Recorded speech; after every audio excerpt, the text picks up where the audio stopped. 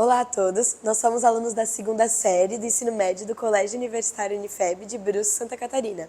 Me chamo Heloísa Tomás. Eu me chamo Nicole Pereira do Nascimento. E eu me chamo Pietro Comandori Andreotti. E o título do nosso trabalho é Da Colmeia ao Morango, desenvolvimento e avaliação de um spray antifúngico à base de própolis para o controle de fungos em morangos pós-colheita provenientes da agricultura familiar. As nossas orientadoras são Simone Sobezaki e Tatiana de Mello Damasco. Afinal, por que nós escolhemos os morangos? Segundo Borges, em 2025, os morangos são um dos pequenos frutos mais produzidos no cenário mundial, sendo o Brasil o maior produtor da América do Sul e ficando em 9º lugar no mundo inteiro. Segundo os autores destacados na tela, Santa Catarina é um dos principais polos produtivos do país. Aqui tem um gráfico que mostra um mapa de Santa Catarina. Todas as partes de vermelho é onde tem produção de morango. Vale destacar que todo o mapa está pintado de vermelho.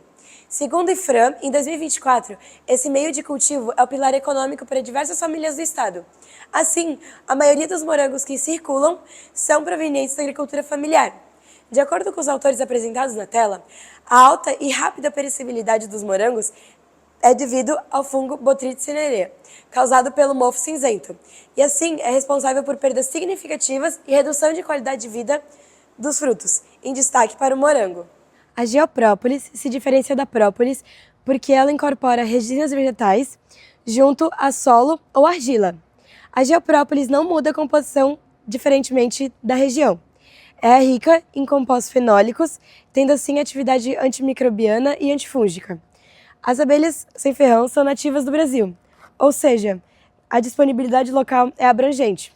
A geoprópolis é encontrada nas laterais da colmeia, que tem seu papel no revestimento e proteção da colmeia, sendo assim uma ótima alternativa para o nosso trabalho. Com base nesse contexto, nós desenvolvemos nosso programa de pesquisa, que é de que forma o extrato hidroalcoólico de geoprópolis de abelhas do gênero Melipona quadrifaciata podem atuar no controle de Botrytis cinerea em morangos da agricultura familiar, sem comprometer suas características sensoriais. E depois, nós desenvolvemos nosso objetivo geral, o que é desenvolver um spray à base do extrato hidroalcoólico de geoprópolis de Melipona quadrifaciata, eficaz no controle de fungos com ênfase em Botrytis cinerea, em morangos pós-colheita provenientes da agricultura familiar, preservando suas características sensoriais. De acordo com o GIL 2002, a nossa pesquisa se enquadra como exploratória, de caráter quali quantitativo, desenvolvida a partir das pesquisas bibliográfica e experimental.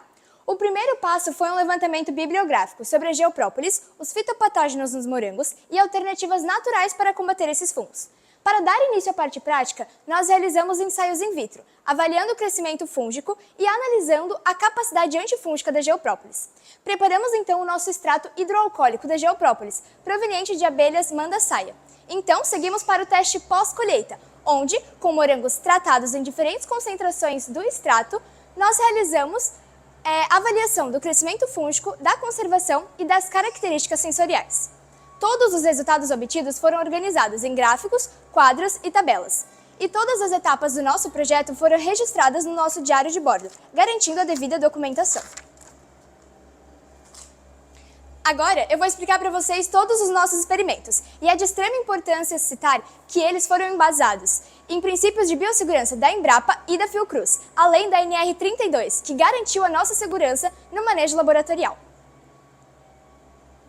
O primeiro ensaio foi o in vitro.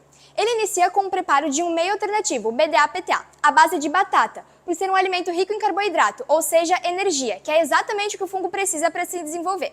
Nós realizamos o cozimento da batata e, a partir desta água, nós filtramos e adicionamos açúcar, que é outra fonte rápida de energia, e o agar-agar. Nós misturamos, então, esse agar-agar para que ele dê uma consistência no meio.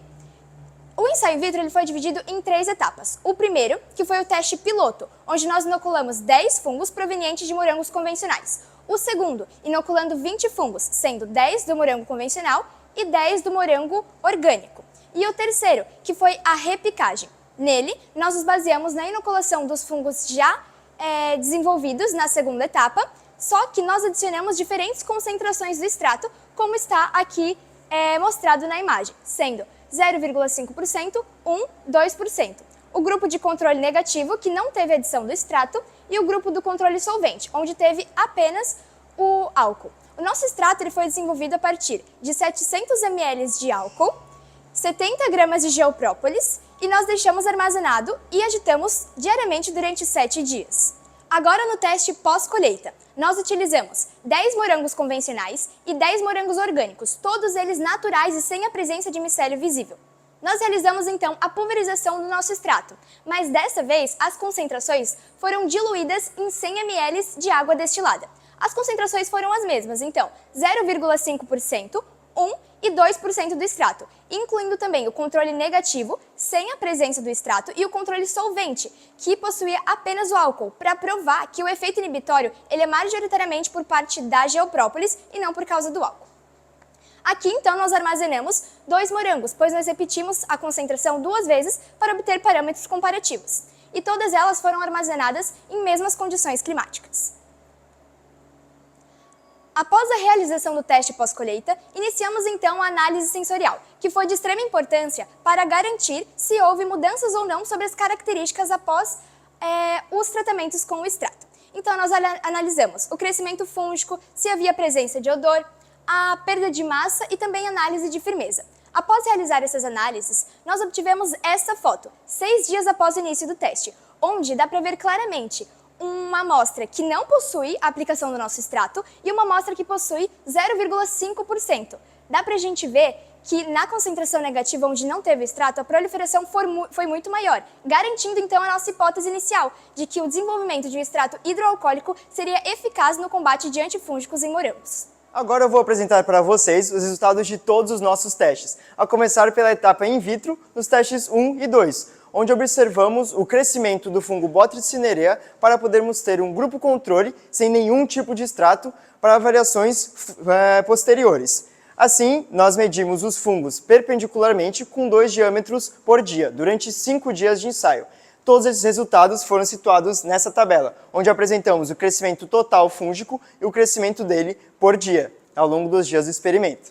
Sobre os testes da etapa 3, que é ainda do ensaio in vitro, nós observamos o percentual de inibição do crescimento de fungos isolados em morangos orgânicos, situados em azul, e os convencionais, situados em vermelho, a partir do extrato com diferentes tratamentos da geoprópolis. Aqui, nesse gráfico, observamos eles em relação ao controle negativo. Podemos observar que o melhor resultado foi da concentração de 1%, onde observamos nos orgânicos a inibição de 71,9% e nos convencionais de 61,1%. Então, são resultados muito promissores desse nosso teste.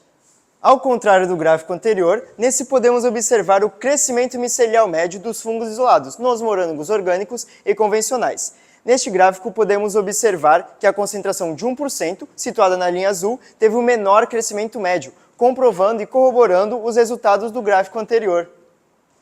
Agora sobre os testes pós-colheita, o 4 e o 5, da análise sensorial e da severidade fúngica. Situamos os resultados nessa tabela, onde podemos observar uma boa firmeza, uma boa aparência física com nenhum ou poucos fungos em todos os morangos, além de um bom peso.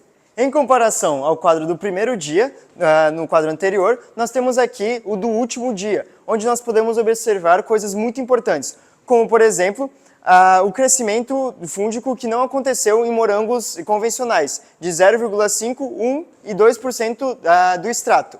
Também podemos observar, comparando ele com o controle negativo, crescendo 75%. Excelentes resultados. Também, os morangos orgânicos apresentaram bons resultados, como, por exemplo, o 1%, crescendo apenas 5% de severidade fúngica. Podemos observar nos morangos com extrato uma boa firmeza e uma boa nota de aparência física. Também realizamos testes com pessoas seguindo os protocolos de segurança e ética, onde podemos observar que comprovamos as nossas hipóteses de que a geoprópolis não vai alterar as questões sensoriais do morango, como o odor. As pessoas relataram que não sentiram esse odor de geoprópolis, somente os de podridão e de natural do morango. Sobre as considerações finais do nosso trabalho, validamos a eficácia da geoprópolis no controle de fungos em morangos pós-colheita, aumentando a vida útil dos frutos sem alterar sua qualidade e as suas questões sensoriais. Os resultados confirmaram as hipóteses da nossa pesquisa, além de que esse estudo abre possibilidades para as novas aplicações e um benefício à agricultura familiar, como a meliponicultura e a criação e cultivo dos morangos. Também fomos imersos no rigor científico, aprendendo muito com esse trabalho e sobre questões muito importantes na sociedade atual. Essas foram as referências do trabalho. Muito obrigado pela atenção de todos vocês.